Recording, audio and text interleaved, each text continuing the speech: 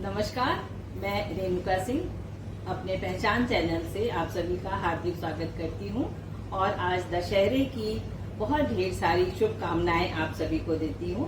हमारे साथ आज हैं चारू सिंह। नमस्ते नमस्ते, दशहरा की बहुत बहुत शुभकामनाएं सभी को। जी, अभी तक तो मैं अकेले ही आती थी पहचान पे, तो आज मुझे लगा कुछ अपने साथ और लोगों को इन्वॉल्व करना चाहिए। दशहरे का त्योहार है तो एक नई जनरेशन का बच्चा चारू, आज देखते हैं कि इनके क्या विचार हैं दशहरे के बारे में। तो कुछ नई जनरेशन के विचार सुनने के लिए आज हम चारू सिंह को अपने साथ लेकर आए हैं। तो चारू बेटा, आपको क्या लगता है कि राम ने रावण को खत्म कर दिया तो क्या इस संसार से बुराइयां खत्म हो गईं? सवाल बहुत अच्छा है रेणु जी, आपका बहुत ही उम्दा सवाल है जी। देखिए, मेरे हिसाब से ऐसा है कि रावण तो हर जगह मौजूद है, लेकिन सबसे जरूरी चीज ये है कि हम अपने अंदर के रावण को कब खत्म करेंगे, सवाल ये है। तो जिस दिन हमने अपने अंदर के रावण को खत्म कर लिया, मुझे लगता है उस दिन जो हम ये फ्रेज हम यूज करते हैं कि बुराई पर अच्छाई की जीत, उसका सही अर्थ उस दिन हमें समझ में आएगा। बिल्कुल सही बात है। बुराई तो आज हर जगह है, अलग अलग रूप में है और कहीं भी हमें खड़ी दिखती है।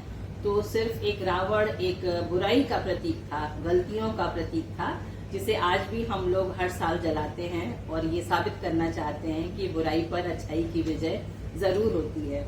और चारू, आपसे पूछना चाहती हूँ कि अगर आप अपने दायित्वों को जैसे अगर सही से नहीं निभाते हैं तो ये भी तो एक बुराई हुई ना? बिल्कुल बिल्कुल, आपका सवाल एक और उत्तम सवाल रेणु जी। तो मेरे समझ से जैसे कि सीमा पर जब भी हम जाते हैं तो सिपाही तो लड़ रहे होते हैं, वो हर कोई हमारे जैसा सिंपल सा इंसान वहां तो जा नहीं सकता। तो अगर हम छोटी सी छोटा युद्ध भी अगर हम सब मिलकर लड़े, जैसे कि अगर इलेक्ट्रिसिटी है हम उसे बचा सके, पानी है हम उसे बचा सके, कूड़े को हम वहां सड़क पर ना डालें, अगर हम ये छोटी छोटी चीजें भी दिन भर करते रहेंगे रेणु जी, तो मुझे लगता है कि हम बहुत ही जल्दी एक पॉजिटिव सा एक एनवायरनमेंट क्रिएट कर लेंगे और सब कुछ एक सुहाना सफर जैसा लगेगा। बिल्कुल बिल्कुल सही बात है। बहुत अच्छे विचार हैं चारू आपके। तो इस तरह से हमें अपनी नई जनरेशन को इन चीजों में इन्वॉल्व करना बहुत जरूरी है, क्योंकि अब हमारे पास इन्हीं को देखना है, इन्हीं को जीना है और इन्हीं को देश चलाना है। तो एक चीज और पूछना था आपसे चारू कि अगर बड़ों का आदर नहीं करती है ये नई जनरेशन, तो उसके बारे में आपको क्या कहना है? नई जनरेशन तक सीमित ना करिए। आदर के दायरे में तो आप भी आते हैं, हम भी आते हैं। तो मुझे लगता है कि आज की जनरेशन जो है वो बाहर की जनरेशन से बहुत ज्यादा प्रभावित है, और जब वो प्रभावित होती है, इसमें कुछ गलत नहीं है रेणु जी, बिल्कुल ये मानिएगा नहीं कि बाहर की सभ्यता या परंपरा अच्छी नहीं है, पर मुझे लगता है हम कहीं ना कहीं अपनी परंपराओं से छूटते चले जा रहे हैं। तो हमें वो चीज रोकनी है। जितना हम अपनी परंपराओं से जुड़े रहेंगे, जितनी हम चीजों से मतलब पास में रहेंगे, उतना ही मतलब हम भी अपने संस्कृतियों को बाहर तक भी पहुंचा सकते हैं। तो why should we follow others when they can follow our culture also? That is also one thing. बिल्कुल बिल्कुल, बहुत सही है। और ये बताइए कि बुजुर्गों के प्रति कुछ कर्तव्य है? जी बिल्कुल है, हमें उनका आदर सम्मान बिल्कुल करना चाहिए। हमारी संस्कृतियों में रह चुका है हमेशा से, और वही संस्कृति कहीं ना कहीं मैं कहूंगी चेंज हो रही है। मतलब आज भी आदर है, लेकिन आदर करने के तरीके अब थोड़े से बदल गए हैं।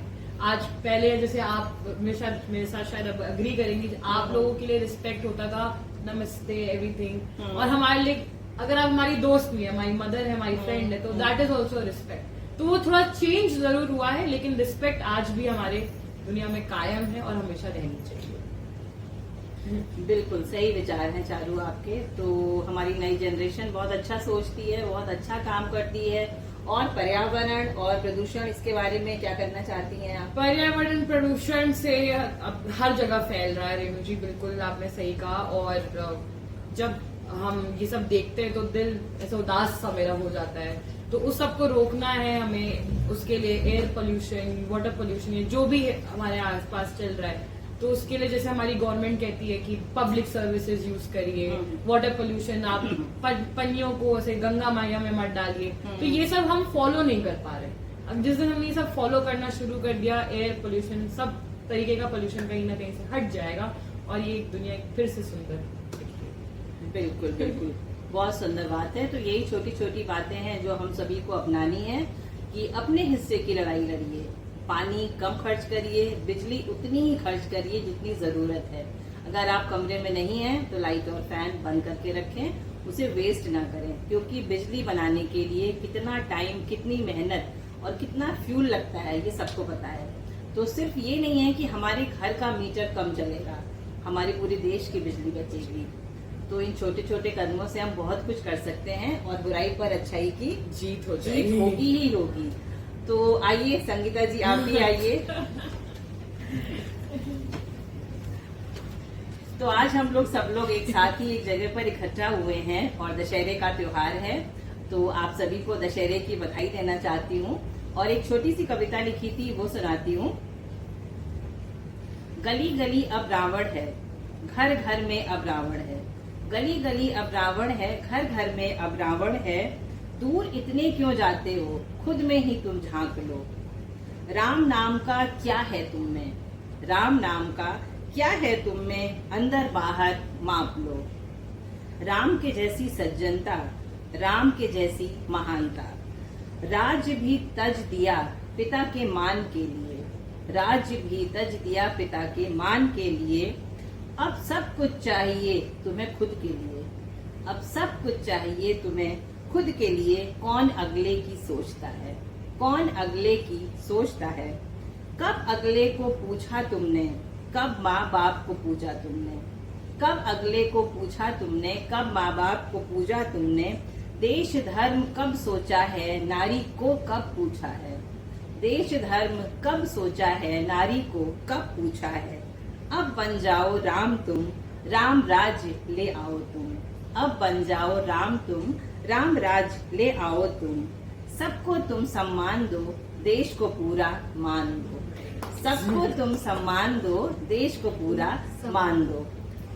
तो इन्हीं कविताओं के साथ मैं आज का अपना ये सेशन समाप्त करती हूँ। और आप लोग कुछ कहना चाहते हैं? बिल्कुल, सभी को हैप्पी दशहरा। बहुत बहुत बधाई हो दशहरे की। बस छोटी सी एक बात मैं भी जरूर बोलूंगी कि मैं चारू की मम्मी हूँ और बस मैंने ये हमेशा बोला है अपने बच्चों से कि अपनी बात रखो मगर बड़ों का अनादर मत करो। ये बात मैं आप सबसे भी यही कहना चाहूंगी। इसी के साथ दशहरे की बहुत बहुत बधाई। आप सभी को दशहरे की बहुत सारी शुभकामनाएं, हार्दिक बधाई। नमस्कार, मैं रेणुका सिंह, चारू सिंह और Sangeeta Singh. Happy Dussehra. Thank you.